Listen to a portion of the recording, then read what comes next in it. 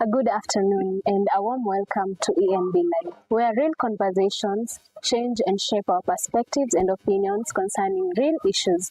And today, I am your host, Shekiena Mutheu. We are going to talk about a very serious and very controversial topic here at our studios today. We are going to talk about sexual assault and prevention, whereby today, or rather this month, has been our Sexual Assault Awareness Month, where the theme has been Together We Act and United We Change. In our studios today, we are privileged to be joined by our former US Vice President. We'll let her introduce herself. Hello, how are you? I'm fine. I'm also fine. Yeah. So, good afternoon, everyone. My name is Miss Gaudencia Gesare. Most people call me Gigi because my name is a bit longer to some people. So, I'm a student at the University of Embu, a final year student pursuing Bachelor of Science in Nursing. Wow. And so, as you have mentioned, I served as the 11th Vice Chairperson of the University of Embu Student Council. So that is for the academic year 2024-2025. Just handed over the other day. Yeah, so other than serving as the Vice President, I also hold some other roles. I served as the Chairperson of the University of Embu Nursing Association or Nursing Club. I've also handed over that to the other man. Okay, we have an association in Kenya that is called Kenya Student and Novice Nurses. So that is more like a national body representing all the student nurses and novice nurses in Kenya. So I serve as the assistant organizing secretary at the national level. And also, thank you, I serve as the Secretary General Eastern Region. And yeah, I think that's enough for now. So I think in all those areas, I found myself advocating for different issues. Yeah, that is very, very nice. Thank you. You are getting more experience and more experience. Yeah, sure. So today we are going to talk about sexual assault and prevention. This being the month of sexual assault and prevention. So what can you briefly define sexual assault and prevention to you? Okay. Sexual assault is basically non-consensual sexual act that starts from basically physical touch to rape, and it can happen from force, intimidation, being threatened, manipulation, and all that, coercion. So basically that is sexual assault. And when you say it's non-consensual, consent comes in. So it's really key for people to get to understand what is consent. It's consent is either saying yes or no. Like there's no in between. It's either I'm in or then I'm out. And when we talk about consent, consent, even in our day-to-day activities, it's very necessary. I need to agree to go to a place, then I start walking up to go to that place. So it's very necessary and it's very key in all the activity that you have, and at the same time it's non-negotiable. If I say no, I mean no. There's no in between. So if someone is not saying no and is not saying yes, so the in between, you assume to take the in between, that is more like a violation. So that's why we say assault is non-consensual. So consent is very, very important. Yeah, sure. And in our society right now, people think that saying no is a problem, or rather they'll be judged or seen as bad people. So like, how do you encourage, or rather how do you tell people that saying no is okay, even though you're not comfortable with it? So how can you tell the people who are watching us today that consent, even saying no, is okay, it's truly okay? It's okay to say yes, it's okay to say no. Like, this is you. You know what you want, you know what you deserve. So you have all the ability to say, I don't want this and I want this. So for the better you, for you to grow well, and for you to be in spaces where you're feeling you're comfortable, it's okay to make a decision, agreeing or disagreeing.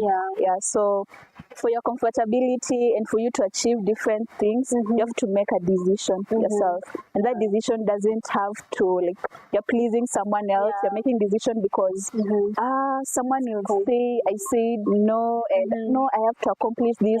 Don't ever feel like you are here for someone or you need to satisfy someone because this and this, we share this relationship, this person is above me, I lose this because I say yes or if I say no, no. So for your own being, for your well-being, you really need to have a standard in your life. That's very true, and I truly agree. But right now, people really have so many misconceptions and myths about sexual assault. So what are rather those misconceptions and the myths that people have about sexual assault? Thank you. Actually, I prepared some, I can't, the misconceptions and the myths, there are really a lot. And I was like, okay, let me just write down some keywords so that I don't forget. So some of the misconceptions and myths basically lead people to making wrong decisions because they are not aware of what really is about some issues. So one that I came across is people assume that women are the only people that get assaulted. Actually, that's very, very true. Men get assaulted. From the statistics from the World Health Organization, it's like 91% of the population are females who get assaulted, and then the 9% is the male. But at some point, I even feel more males are being assaulted, not really the 9%. Maybe because most men are not coming up they're not and reporting that, okay, I've been assaulted. So I think, so for now, as a misconception that only women are the only ones that get assaulted is so wrong. Both genders get assaulted. And then someone also said, if it really, another misconception is, if it really happened, they'll report. It's not like that. We have people amongst ourselves who have gone through the sexual assault and they haven't reported, or because of fear, because of shame, because of not being maybe included by being looked in a certain way by maybe their peers, they don't come up and report, or even because of fear and intimidation. So it doesn't really mean if I haven't reported, it means that I have not been assaulted. We have a lot of people who are silent with their wounds. So another way is like they were dressed in a certain way. I get that a lot. Do I really have to dress the way you want me to dress? I'm not here to please you. The other day we were having campaigns on my dress, my choice. Let me dress the way I want. Me dressing the way I want doesn't mean I'm coming. I'm dressing up for you, and you can have your way because I'm dressed in a certain way. Actually, it's the other day the CS nominee of gender was saying that when he was asked about the whole GBV issue, and then she was like, they want money. It's just giving the address in a certain way. That's not really sensitive to speak about that. So, and then even it only happens in dark alleys. No, it happens in daytime. That's very daytime. And at some point, people say only strangers commit sexual assault. Actually, I think that's very, very wrong. In our society, even right now, your dad can assault you, your cousin, your family members, relatives, workmates, your friends. And it's very, very sad. So it's like, from the statistics I googled up, it's 8 out of 10 people who are assaulted. The victims are aware of the people who have assaulted them, and they have shared a certain relationship in one way in their life. So basically that's so wrong. They're not strangers. The people we are working with, the people we trust the most, they know our way about. That's when they know when to hit, and then if it happened before in a relationship, it's not rape. People are in the relationship and whatever is happening there, they don't know if that's rape. If my boyfriend comes and says, can we engage in that intimately, I'll be like, no, I don't. And then he'll be like, we have to. Like that's what we need to do. That's assault. I haven't said yes, I haven't said no. I saw some time back a funny clip. A lady saying, ati ni akikuja nalala tu namwekea. That's crazy. You have to agree. You have to agree if you're in for the deed or you're not. So so it happens in relationship, and I think one of the last one is boys or men should should feel lucky if an old woman touches them. Oh, I've never thought about that. You see there's like the mama haria, you know. I'm like after mamas.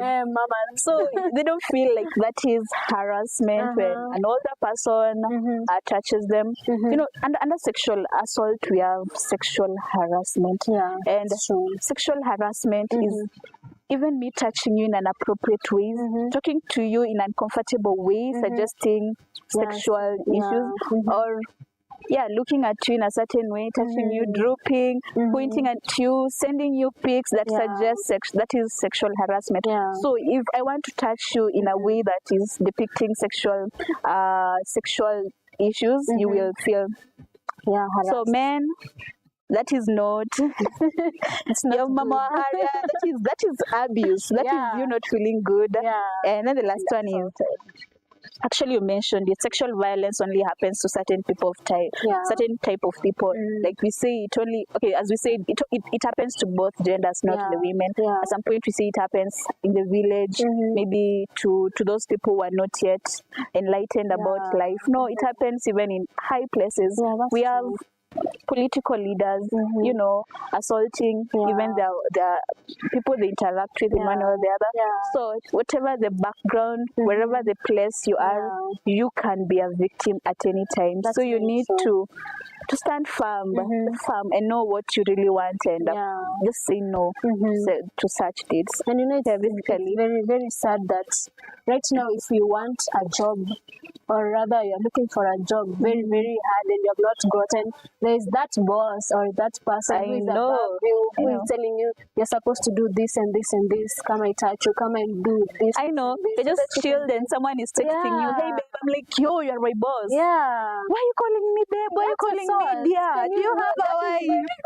I'm like, you just feel something and you're like, you know, what should I do? And then you're like, I really need some money. I really need to work on something. My family at home are depending on me. I need to pay my fee. I need to go to class. I need to dress well, like the way other people do.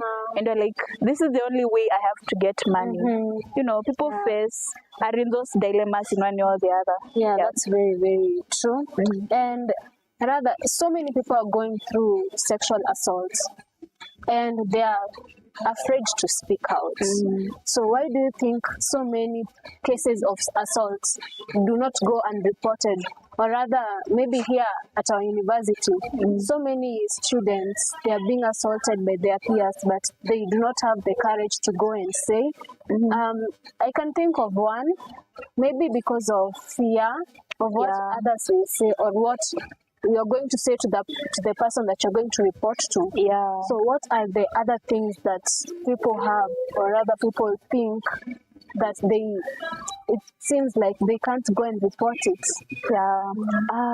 Actually, one of the things that makes people feel not to come out and maybe say they've been assaulted, people are not aware. There's awareness, lack of awareness. Like I've said, in relationship, people are not aware, like, I'm being assaulted. So most people are not aware of being assaulted. So they are not even in a position to go report the assaultment. If in the first place, they're not aware that they're being assaulted. And, you know, about the myths and the misconceptions that people will judge me, you know. And actually people do. At some point, people do. You know, when I come, I tell my friend, you know, so-and-so approached me and nilishindwa kusema hapana because I needed this. So your friend will be like, uko sure ulishindwa kusema hapana? Ama you just really right. So there's that being judged. And sometimes there are no really good policies to even for the perpetrators.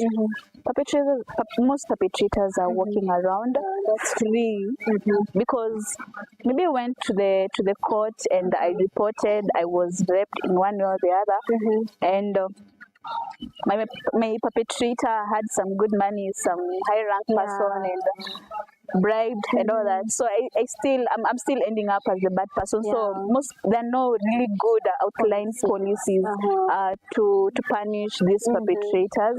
Even sometimes, okay, there's fear. You mentioned about fear. What else?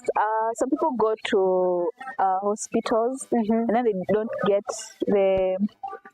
they're not aware they're supposed to report, and then people go to hospitals and maybe they're not given the attention. Like if you go to an hospital, being told you need to report first, we need to do this examination. So basically those are some of the things, and people don't want to speak out because of the stigma. That's the main one. Intimidation. So what can we really do to break this silence or to break this stigma that people have about sexual assault? Okay, so what we need to do first as a society, we really need to create awareness, people to understand what is consent, why I need to say no at one point, why I need to say yes at one point. So another thing is to to get these people to express themselves, to not stay silent, for them to know like they're not the bad people in the picture, the perpetrators, like they're not the bad people, like they shouldn't be painted bad the way we usually do.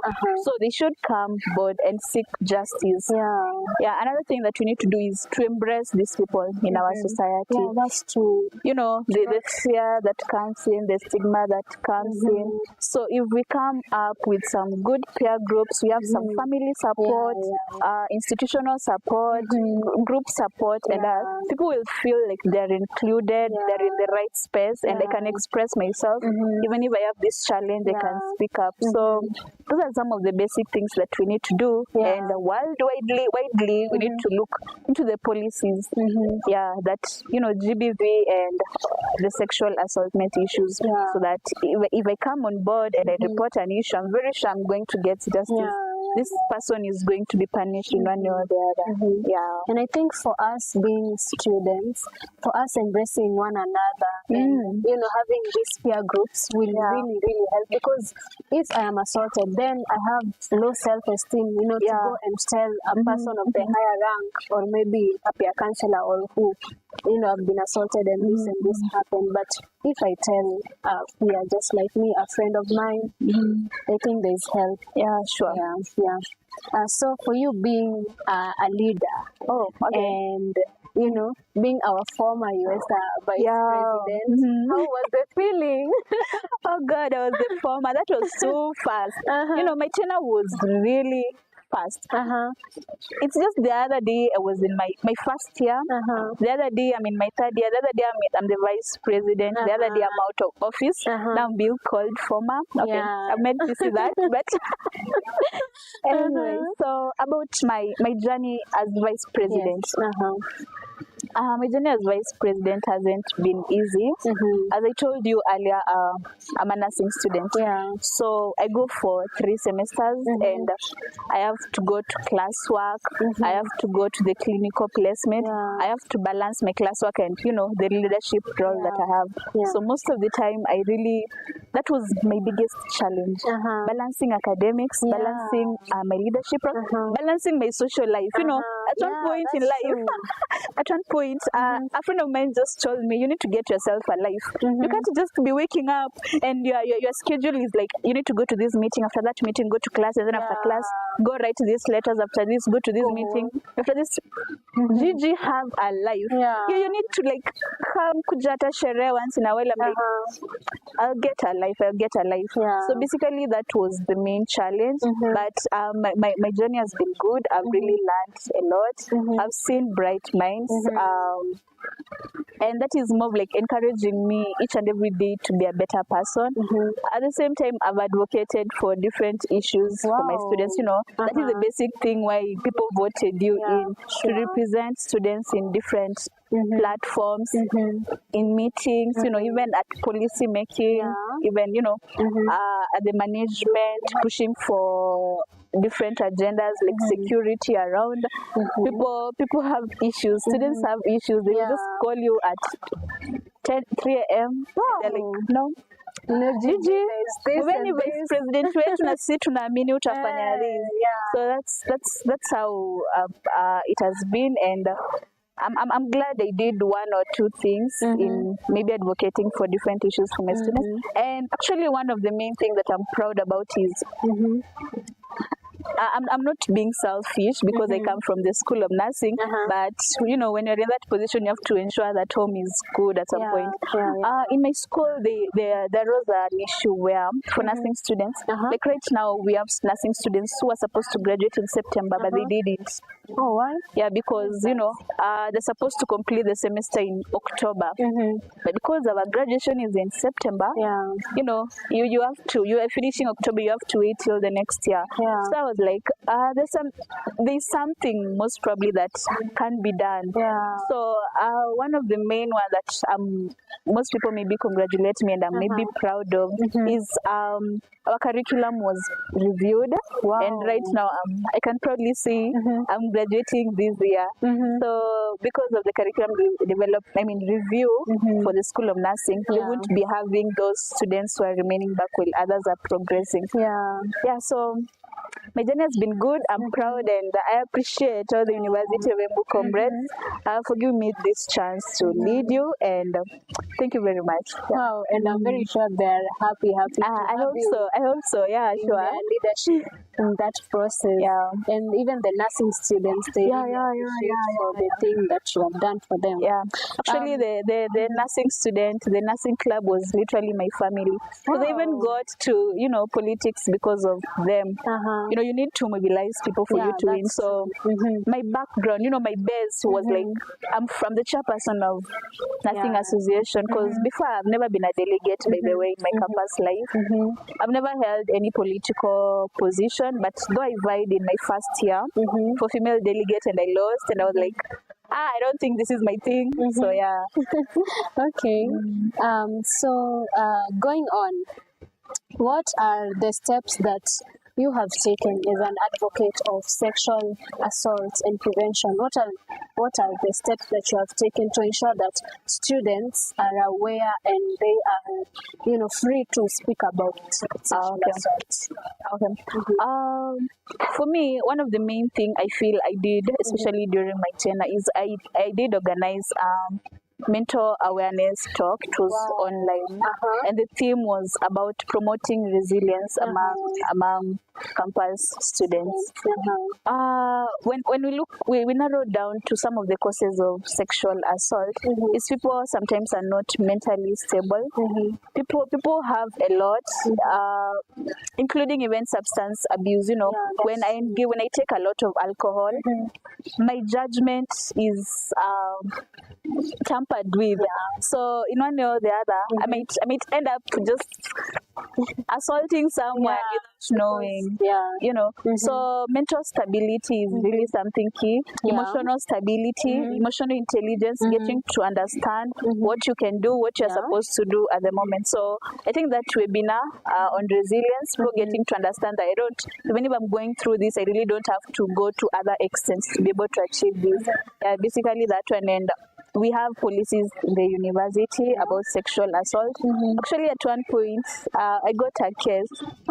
You know, I'm not supposed to say this, but you won't know. I won't mention names. I won't mentioning names.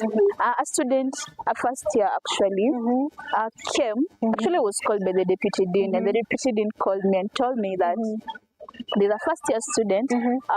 We have accommodated her, but she was assaulted around those Njukiri, is it Kayole?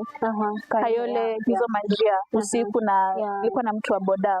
So this girl is traumatized, this girl is not speaking, this girl is just there, she's just responding, and all that, you know. So we tried to look down on the perpetrator, the person who caused this whole thing, and he was caught and he was punished by them. So the institution has some policies. So I'm glad at one point I had a victim, even if it's not direct, but in one way or the other, I helped the victim to get some justice. So the university has some policies on how to deal with gender-based violence and sexual assault. Wow, that is very good. There's one question here.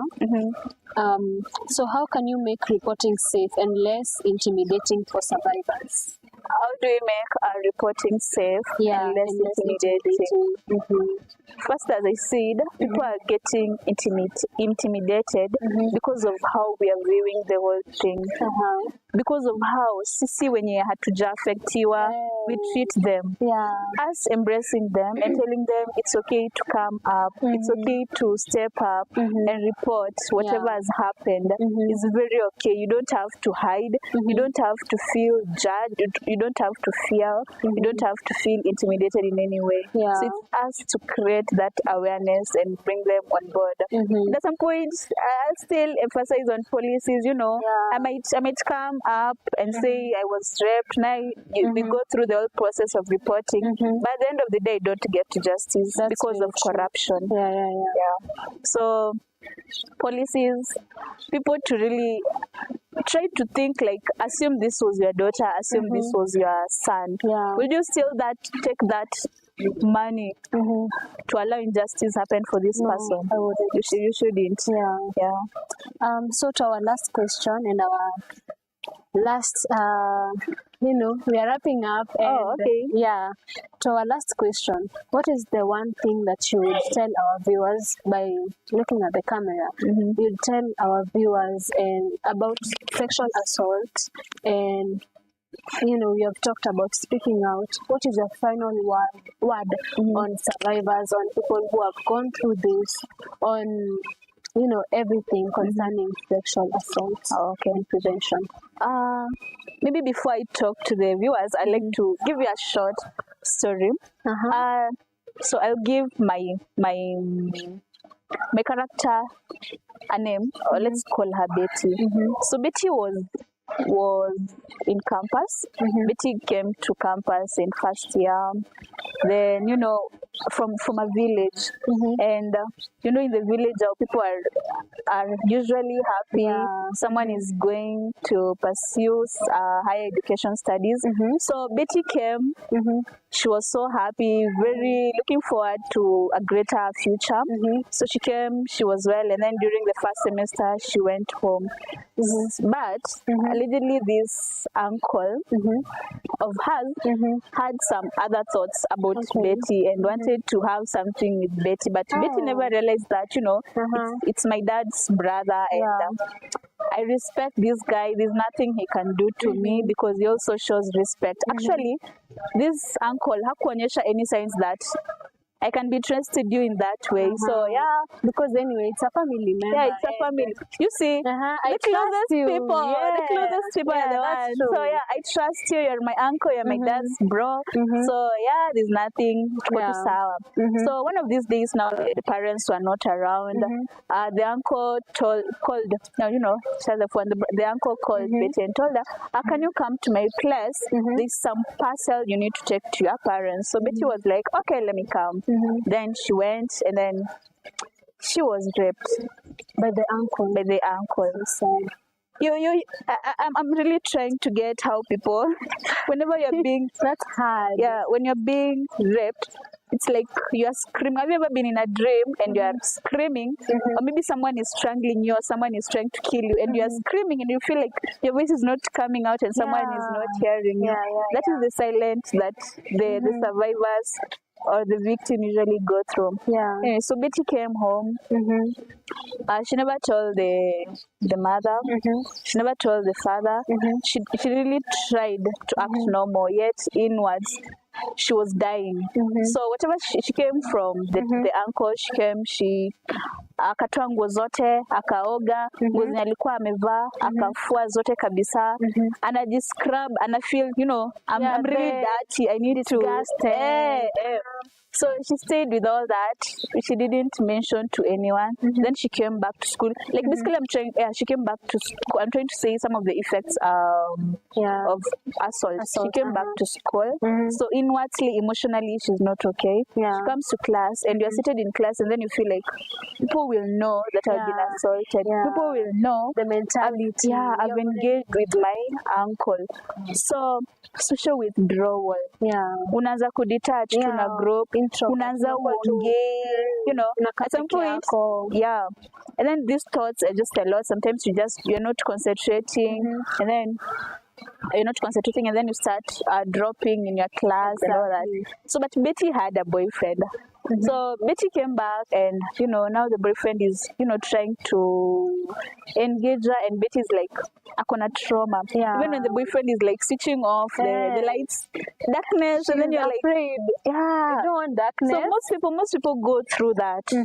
They go through PTSD, that is post-traumatic disorder. People go through anxiety issues, this social withdrawal due to that, anxiety, this restlessness, the stigma, you're not even functioning well, even in your academics and all that. So those are some of the effects. And Betty wasn't aware of some of the measures that she could have taken so that she gets help. And I would like to highlight this to the audience. There are some of the essential steps that in case you get yourself in such a situation, you really need to follow. So number one is when you are, let's say when you are sexually assaulted in terms of rape, first, don't remove your garments. Don't remove your garments, because that is more of like the evidence that will be used. Don't wrap the nguo zako, uzifunge na karatasi, uzifunge na, is it not a polythene paper, unaweza funga hata na karatasi ya gazeti, because a polythene paper from the forensic science and such, they say it interferes with the evidence. So usioge, don't tamper, na usitampe na clothes. Also the site, don't let it remain, even though people criminal investigations haikuja kuona waweze collect evidence. So don't tamper with also where the attack happened. And then that is the first one. The second one is make sure you go to the health facility. When you go to the health facility, you'll be checked. You'll be checked, and the DNA will be taken and everything. So they'll do some examination, and at the same time, they fill a PCR form. PRC form, post-rape care form, and then at the same time, they're the same people who are going to take the samples, and at the same time, you are supposed, they'll do a test, pregnancy test, and see if you are pregnant. If you are not pregnant, you're given the PEP. You're given contraceptives so that you don't get pregnant. Also. They give you PEP, that is to prevent you from getting HIV and other STIs. Then after that, you'll go and report to the police station, so and get the OB and all that documents. So please ensure you always follow that process. And people usually go to the hospital and they start making lines. I don't know, rape is an emergency. When you're going there, just move forward to the triage nurse and say that I've been raped, so that you're acted haraka, and that should be done within 72 hours, because the whole science, the whole biology, you can get pregnant within that time, STIs and all that. So you should report within 72 hours. So viewers, what was encouraged to report out and report about these issues. In our comments, our live comments, we have presenter Kibe saying that I am yet to hear a man complaining about sexual assault. We like it, thank you. We have presenter Elisha saying that most men feel embarrassed, or they are always afraid to open up. The society, that's what you have painted. Men to be strong people, the masculinity, we don't want them to come up and say they have problems. sometimes we see them as weak people. Yeah. We have Bosire Ezekiel saying that most ladies are proud of wababas and they end up having sexual intercourse. Do you think that they can be considered as a sexual assault since both parties are in agreement? No, that is not sexual assault. I do agree with you. Both parties are in agreement. So that is the whole highlight, that both parties are in agreement. So there is consent. So for me to step up and say, agree from Baba to engage with Baba, I said yes, and he said yes. So that is not sexual assault, man. Yeah, that's not sexual assault. That is not. Even to ladies, them babas that even if you have not given consent, and that's assault. That is assault. You know, there's this way these babas are usually sneaky. Okay, not like I've experienced it. So they're usually sneaky. They're usually sneaky, and then you just find them touching you, and they're like, "Yo, why are you touching me?" Greeting you, and then they have some crazy behaviors. That is assaultment, girl. So go and report it. So as we also said, even the men, when mama haria anakuja anakuguza, that is abuse. So that's the same for the ladies. If you haven't said yes, that is assaultment. We have Lillian's voice saying that family assault are very painful. We have Dennis Madea saying that, but I can remember a story where a man was assaulted when doing a delivery in Nairobi at Presenter Kibe. That's very, very sad. Whatever the previous person said, that family assaultment is the most painful one, because these are the people you trust, you know. And then at some point, nobody can trust you when you say that I was assaulted by so and so. People are like, no, you can't do that. He's innocent. Like, anakuanga mpole, unavonanga. So that's usually the most painful one, and that is actually for the relatives. And when it happens, even in your family, your dad, your and such, or your mom and such, that is the most painful. That is an abomination. Oh God, like why would you do that to your daughter?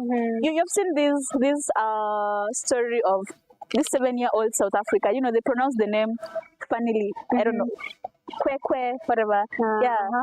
Like, I don't know. They haven't yet known who did this, but for like 5 months, the mother went to report the issue, but he was being pushed back because the principal had gone front and said, 7-year-old. That is very sad. And you guys should also go watch Dr. Phil, Director Phil Karanja. There's a story I see he has done for the Busia men, how Busia men and Busia ladies are being assaulted. You guys should go watch that. It's more like a documentary. And you see how, I don't know, around 182,000 people are being assaulted in Busia, like within a short period of time. And the people who are doing this are just walking around. And it's being done by even MCAs, MPs, high-ranked people. And you know, they have power. At some point, actually another cause of sexual assault means people misuse the power. They feel they have control, so they can have their way. Because I assault you and then I go report, they still, go, and you can't do anything. You can't get any justice. So go watch that documentary. It's really amazing. And now that you're in campus, tell me. Now that you're in campus, you know, even campus students, some go through this. By our lecturers. I don't know where we're not missing. That is very, very true. I don't know where we're missing on that. I watched a certain documentary. It was for South Africa. It's they titled it "Sex for Grades." You know, so if you get time, it's a BBC documentary, Sex for Grades. I have to sleep with the lecturer so that I get an A. Otherwise, I'll fail. And if I fail, I still have to do something for me to pass even the retake or supplementary. That is very wrong. So, as a university, I really feel we really need to come up and rise up in fighting this sexual assault, because I'm aware that some of those situations in one or the other, and maybe most people have experienced that in most universities in Kenya. Actually, the other day I saw somewhere, I'm not sure if it's true, but I won't mention the university.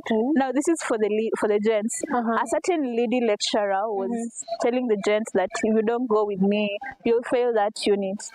That's manipulation. And then people, not good. I know, and then people in the comment section are like, that is very wrong. But you said, when are we supposed to register? What is the registration process? I know they were making fun out of that, but that is so very wrong. So as I was saying, it's happening even in our campus. Most campus ladies and gents are facing this, but they don't know how to voice it. These are statistics I didn't mention. Among the youth 18 to 24, and most especially in campus places, 90% of the cases are not reported. So you can imagine if only 10 are reported, and in my 10 I told you I just got one. So that is the 10%. 1 is equals to 10%. So the 90% who never reported, who haven't reported, it's it's amongst us, and we really need to put out policies, and these people need to know that whatever they're doing is so wrong. I think one of the things that we should do is speak out. Don't be afraid of that lecturer. Go and tell the management that, this and this lecturer is doing this and this. I have a friend also here at the University of Embu. Sorry to speak about it, but this person when saying so, like, I have a friend called Cloud. I know. Okay. The lecturer was a male, and the lecturer texted her and told her that, you have to come and do the cut again. But it was actually cut, even not examination. Where will she come and do a cut again? Because she had failed. Okay. She had failed. A cut. A cut. Okay. So because the lecturer saw that she had failed, the lecturer was like, come to my house, I'll give you the paper. You're going to do the cut in his house. Exactly. That is crazy. Is very, very wrong. Okay, this is tea, but it's actually crazy, and that's not good. So that's very wrong, and it's happening amongst ourselves, and most people are aware, most people are not speaking up. A friend of mine sometime highlighted it, and then she was like, wewe ni VP, so nikiweza kuambia unaweza kuwa mbele and then useme. So she never really came out clearly, even stating some names. So I think even if our lecturers are listening to this, I think respect should prevail, and get to understand these are children for children, these are daughters of parents, and they really have a lot, still a journey that they want to, some dreams they want to achieve. So when you assault them in one or the other, you don't know the damage you're causing. And even you don't know their background, how they are, how their self-esteem is, everything. We have a question here. Are there measures put down to protect men who have been sexually harassed? Men. Yeah, men. Measures worldwide or in the... we can speak both in our university. Oh, university? Worldwide. Okay. So measures... I'm not yet aware about measures for men, but I feel the measures that are put in place for sexual assaultment are for both men and gents. And this is more like reporting and the follow-up process. So it's applied on both men and gents, just that maybe most men don't come up, and the society views men in a different way. Can come up as a man and report an issue, and people will be like, that's new. So you mean you're that weak till a lady is molesting you? You get? But they are. We have another question. If given a chance to advise the newly elected officials into office, the gender cabinet secretary, regarding students' sexual abuse in campus, what could your words be, and to the rule of law? Okay. To the current regime now, I would really advise them to create sensitization to empower people to be aware of the measures that are in place to curb this sexual assaultment, and then to also review the policies that are put in place, even to engage public participation. There's a petition being signed by Kenyans that is making femicide to be a crime punishable by the law. So those are some of the things they really need to come up. And I don't know if they're even supposed to do research, because everything is just before them. They're seeing whatever is happening, and they should utilize this opportunity where there are a lot of cases, they analyze these situations and make people to be taken, to be punished in one way or the other. So whatever you will advise the genders, is to look into these matters, and as I've said, policies, create awareness, break stigma. There's mental health campaigns. Actually, means mental health awareness. I have to be emotionally intelligent for me to respect someone, for me to know this is very wrong, for me to know I can't have my way if I want, if a person is not saying no. Very, very true. Yeah, basically that. To wind up,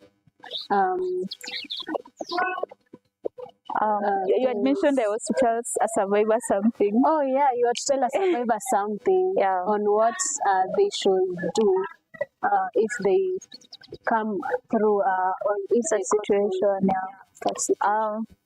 Actually,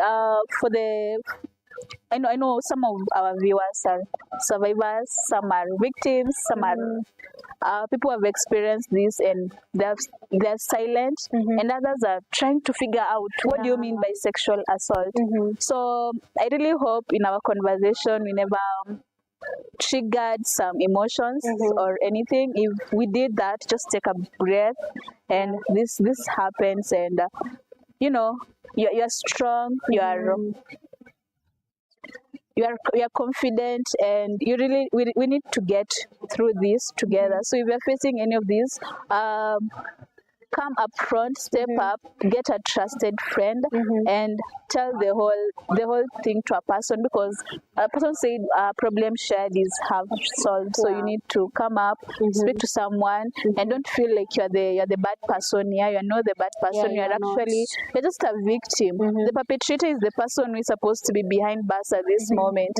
So don't ever feel you're bad. Don't feel that you will be judged, and don't feel that you'll be intimidated, because that is you. And at the end of the day, you need a future for yourself, and you need to step up and be in your best state to be able to perform in one way or the other. So as you are there, we love you. We really do. And if you really need any help, I think you can come on board and you can get support. And the others who have not yet maybe experienced this, let's build an environment that is accommodative for all the people.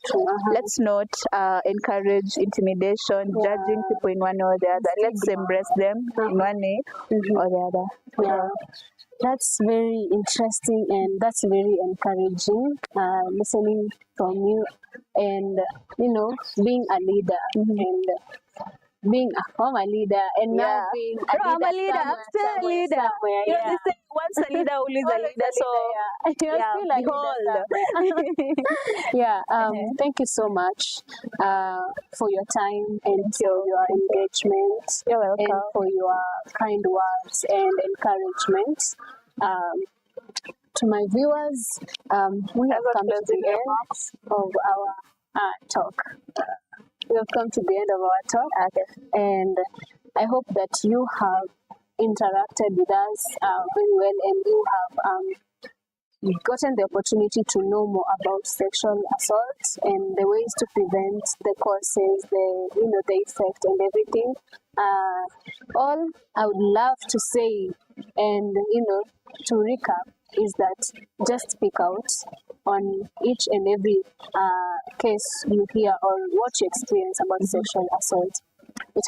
I have been your host, Shekiena Mutheu, here live from ENB News. You can catch us live on other platforms here at Mbuni News broadcast. Thank you so much. Before you finish, I want to say something.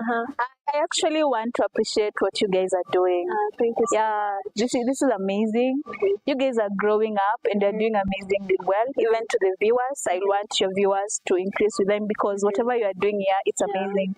And on this sexual assault, I'll even give one recommendation. As you go by, you can even get some victims who want to come up and tell their stories, to encourage people to not fear, to come up. Like there's some people who have experienced this and they're still doing good in life. Things like podcasts or something like that. So giving like life experiences to people, because when someone talks to me and this person has experienced this, I'll be like, oh, so she went through this and she's there and she's doing good and she maneuvered through. So you, maybe at one point in life, one point during this period, you can implement that. But I'm really appreciating you. You guys are doing an amazing job. Thank you so much. It has been an impactful and powerful conversation here at ENB News. Thank you so much for your time. I've been your host, Shekiena.